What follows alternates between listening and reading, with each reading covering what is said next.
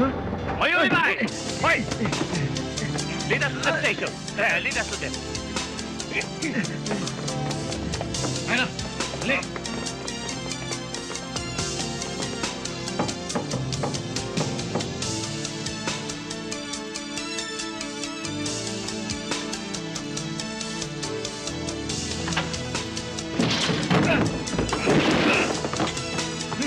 Here's the police! Mayumi Bai!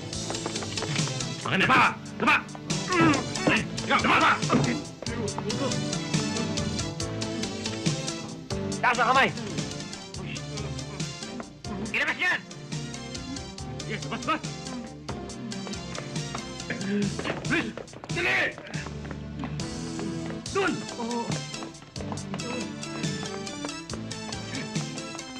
Sige! Dali lahat sa kwarto sa mga yan!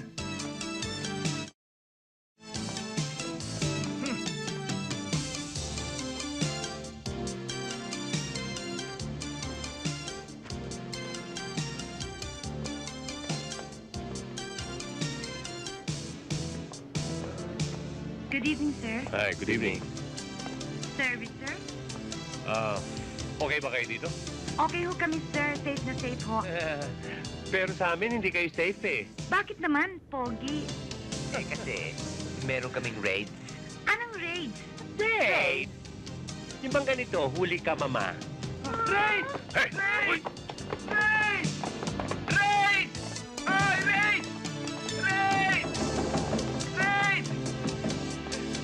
Anong raids? Raids ho! Raids yan! Raids yan! Sige yan! Masala yan!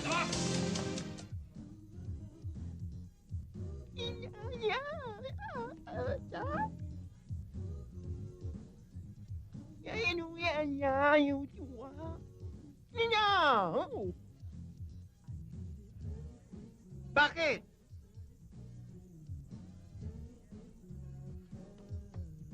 Why don't you join the Navy at the party?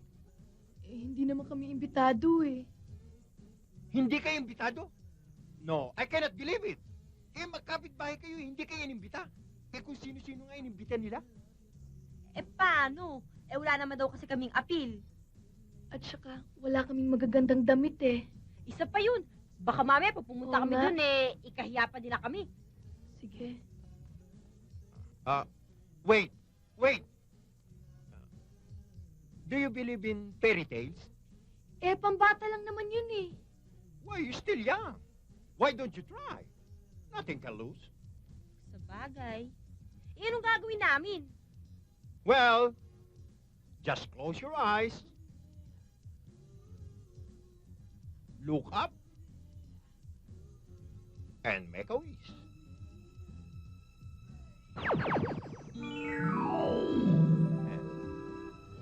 Okay. Open your eyes.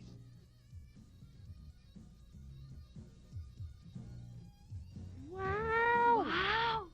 Ang ganda! Ang ganda mo! Thank you! Thank you! Thank you, Buli-Buli! Thank you! Well, wag akong pasalamatan nyo. Yung very godmother nyo. Thank you! Thank you very much! O, ano pa hinihintay nyo? Gulatin nyo sila. Come on! Pasiklaban nyo sila. But of course! Sure. Let's go! Okay! Ang humarap sa Diablong Mandirigma ay si Penduko. At sa pamamagitan ng kanyang agimat, tinalo at napatay ni Penduko ang masamang nilalang. Nagwagi ang kabutihan at ang kapayapaan ay muling naghari sa kanlinugan. Tuloy mo. Dito na tumira si Penduko at dito na rin siya napasa kabilang buhay. Tama si Apa. Meron kami mga bagong larawan. Pati si Maguaya na hindi pa nakikita ang mga ito. Halina kayo. Di nagtagal, pumanaw ang 3 sa pangkat ng mga kampyon. 2 ang natirang buhay. Buhay? Sabi niyo matagal na yun. Mahaba ang buhay ng mga taga-kanlinugan. Ilang taon na kayo? Kami 240 na ang edad. ituloy natin ang kwento. Si Minokawa ang isa sa mga natirang kampyon. Ngunit naligaw ang kanyang puso at nagkaroon ng masamang paglunggati. Sa pamamagitan ng maitim na engkanto, napahinto niya ang kanyang pagtanda. Itinayo ang lanto ng kanak at tinuruan ng paglaban ng kaisang pagbababag.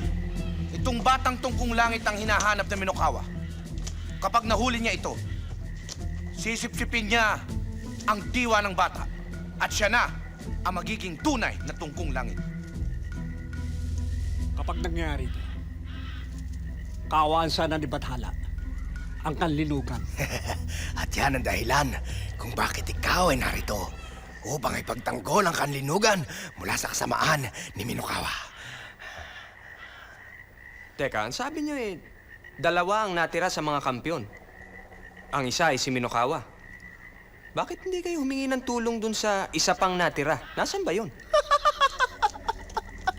Hanggang ngayon ba hindi mo pa rin nahuhulaan?